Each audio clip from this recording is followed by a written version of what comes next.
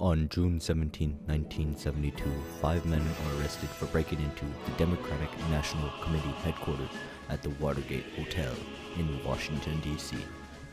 3 of the men are Cuban exiles, 1 was a Cuban American, and the 5th was James W. McCord Jr., a former CIA agent.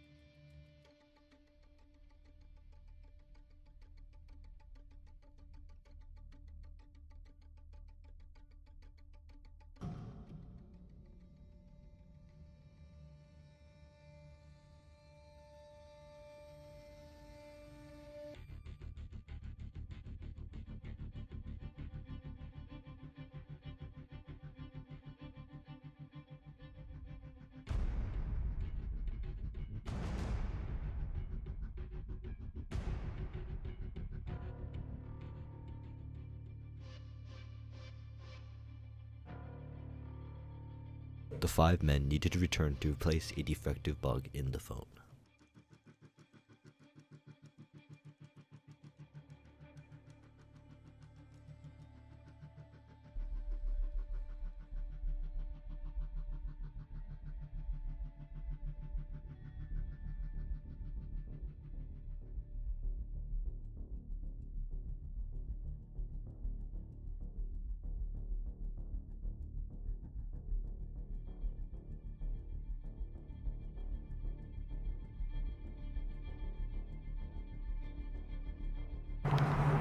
Get out. Security's on you.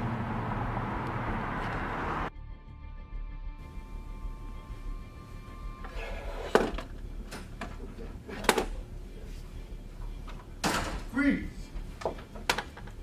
You call the police. We have a break-in at the DNC.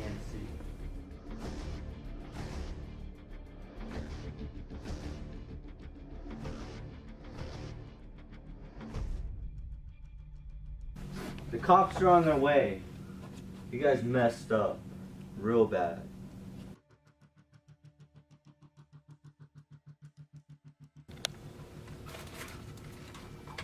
Lock-picking kit. Pliers. Money. Typical bank robbing stuff.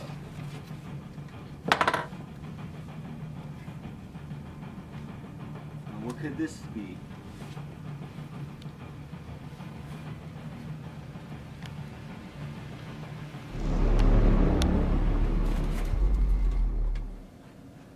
How's your day? Pretty good, you? That's good.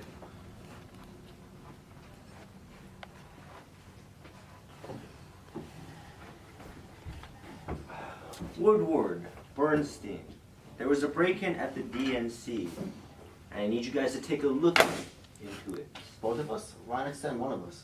I have a hunch that this could be bigger than all three of us. So please, get on it. Yes, sir.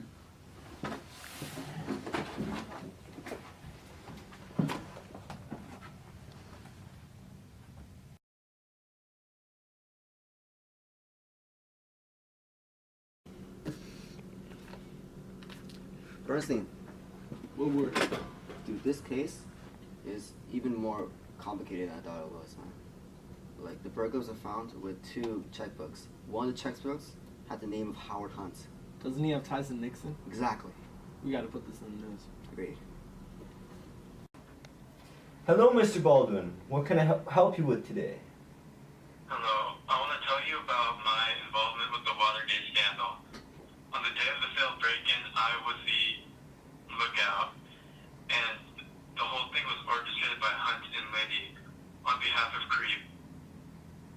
The fact that you're coming up to me means that you were involved in this incident. Is that not true? Yes, it is. I was the lookout, as I told you. So by telling me this information, do you choose to testify against them? Yes, I will.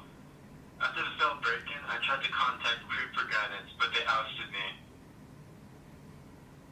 Okay. I'll get back to you. Okay.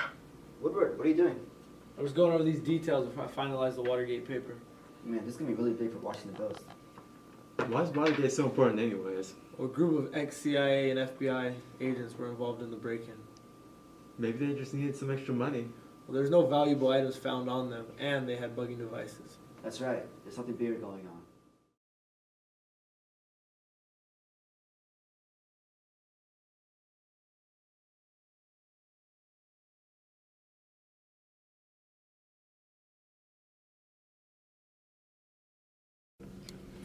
Hey, Woodward, where are you going? Oh, I'm going to interview the source I'm looking into. All right, let me know how it goes. Of course, yeah.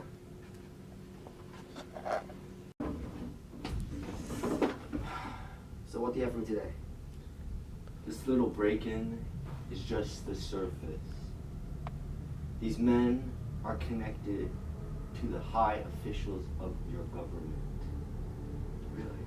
Yes, they are linked to the sabotage caused by Nixon's campaign to his opponent. I think this helps a lot. Thank you. This is really great. Yes, they're all connected. Can I count on you to meet you later for more interviews? I can try my best, but I can't guarantee anything.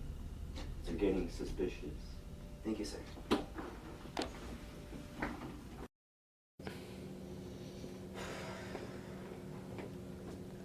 Hey, Woodward, wait up. Deep Throat again. What? It's just the name of the mysterious source we gave your guy. How do we know we can trust him? I can't tell you the details right now, but trust me, it'll make sense later. All right, see you later. Good night.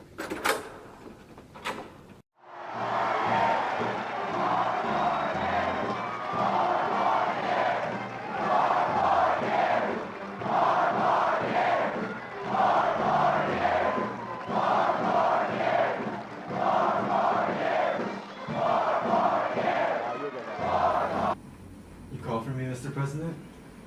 Yeah, I'm sure you've seen the news of the little Watergate incident we had. It's everywhere nowadays. Yeah, and that's exactly the opposite of what we want. The public shouldn't even have half the information they're having right now. And I need you to be in my inner circle. Comprendo, senor? Mr. Hunt, Alfred Baldwin has come out and testified against you. On accounts of his testimony, you have been charged with wiretapping and conspiracy. Yes, I plead guilty to these charges. In addition, the four of the Yes, men I plead admitted guilty to to their these crimes. Yes, I plead guilty to these charges. Yes, I plead guilty to these charges. McCord, Liddy, all of your co-conspirators that Baldwin has testified against have come out and pleaded guilty to these charges, and yet you two deny involvement. However, there is overwhelming evidence against you two. The jury has deemed you being guilty of conspiracy and wiretapping.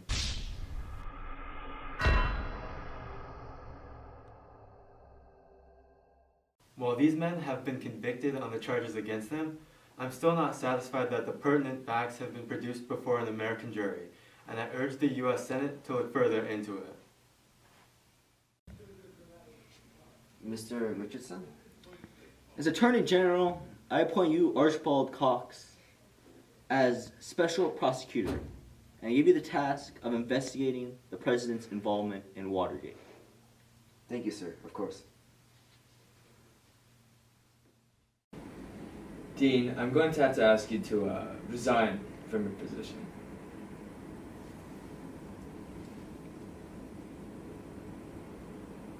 Okay. Along with your resignation, I'll be firing my top aides, Aldman and Ehrlichman too. Okay, sir. I want to talk to you tonight from my heart on a subject of deep concern to every American. In recent months, members of my administration and officials of the Committee for the Re-election of the President, including some of my closest friends and most trusted aides, have been charged with involvement in what has come to be known as the Watergate affair. These include charges of illegal activity during and preceding the 1972 presidential election, and charges that responsible officials participated in efforts to cover up that illegal activity. Because of these charges, I want to announce the resignations of Alderman, Ehrlichman, and Dean.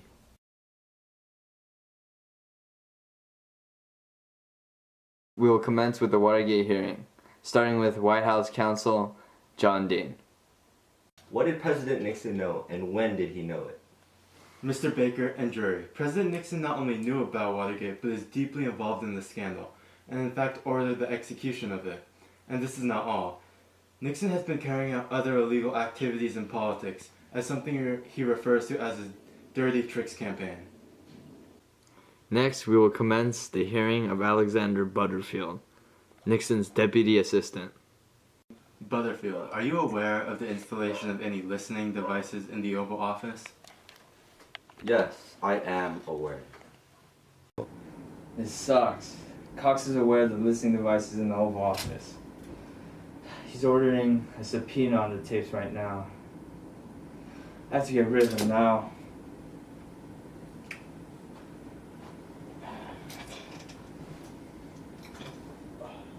Richardson, you need to fire Cox right now. I can't do that. This is an executive order.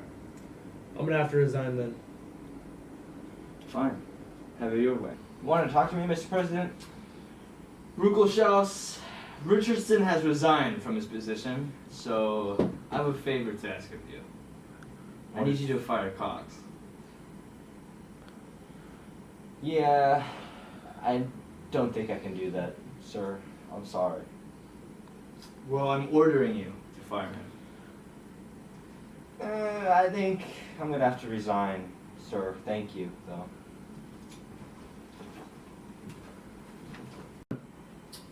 Both Richardson and Ruckelshaus have resigned, so I'm gonna need you to fire Cox.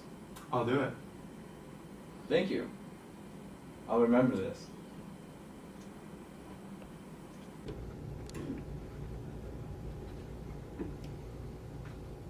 Ladies and gentlemen, President Nixon will be here today to answer some questions regarding the Watergate scandal.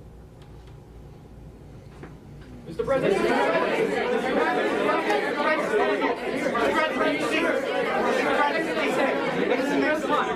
I want to know.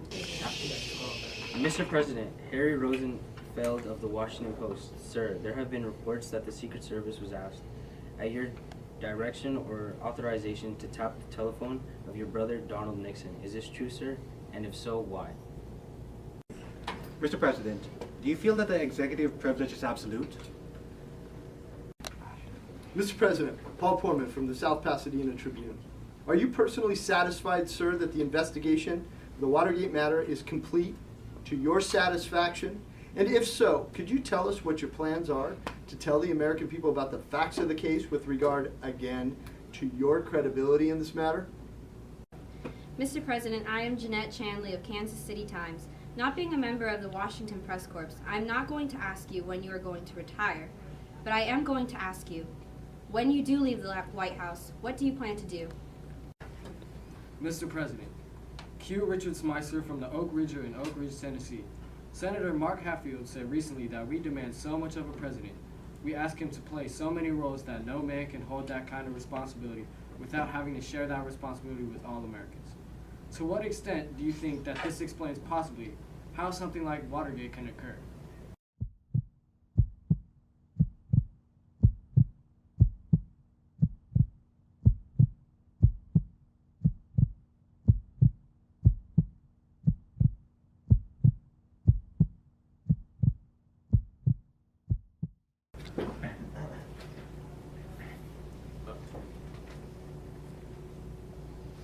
My fellow Americans, I made my mistakes, but in all of my years of public life, I have never profited from public service. I have earned every cent, and in all of my years of public life, I have never obstructed justice. And I think too, that I can say that in my years of public life, that I welcome this kind of examination because people have got to know whether or not the president is a crook. Well, I'm not a crook. I've earned everything I've got. So we all know that there's been a subpoena ordered of President Nixon's tapes. But according to Alexander Haig, a mysterious force erased 18.5 minutes of it while Rosemary was transcribing them. Can you show us how you were transcribing them? Of course.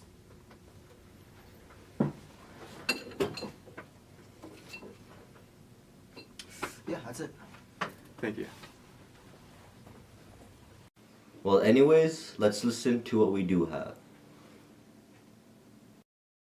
The investigation, the Democratic break-in thing, we're back in the problem area because the FBI is not under control because Gray doesn't exactly know how to control it.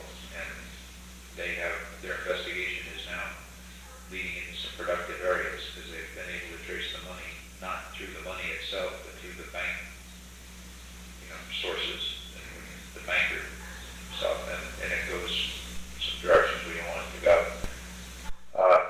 Also, there have been some things like an informant came in off the street to the FBI in Miami with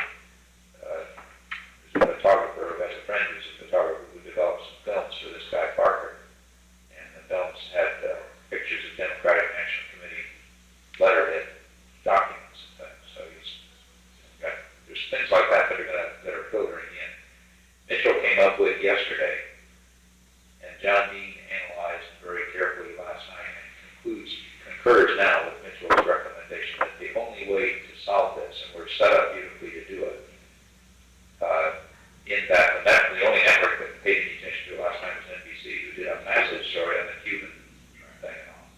That the way to handle this now is for us to have Walters call Pat Gray and just say, stay the hell out of this. This is business here. We don't want you going any further. That's not an unusual development. And that would take care of it. Pat does want to. He doesn't know how to, and he doesn't have any basis for doing it. Given this, he will then have the basis. He'll call Mark Felt in, and the two of them. And Mark Felt wants to cooperate because he's ambitious. They'll call them in and say, "We've got the signal across the river to put the hold on this," and that'll fit rather well because the FBI agents who are working the case at this point. Wife, everything is ruined. The House Judiciary just passed an article to impeach me, and the Congress 2 more. What are you gonna do? This is too shameful. I'm gonna have to resign. It's the only way. I'm ruined.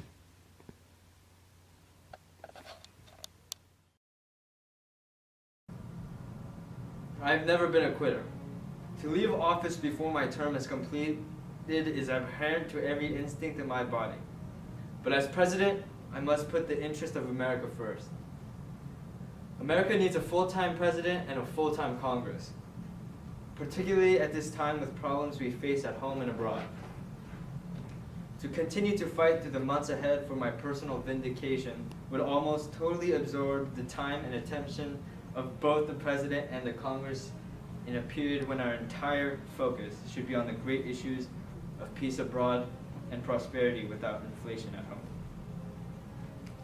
Therefore, I shall resign the presidency effective at noon tomorrow. Vice President Ford will be sworn in as president at that hour in this office. Thank you.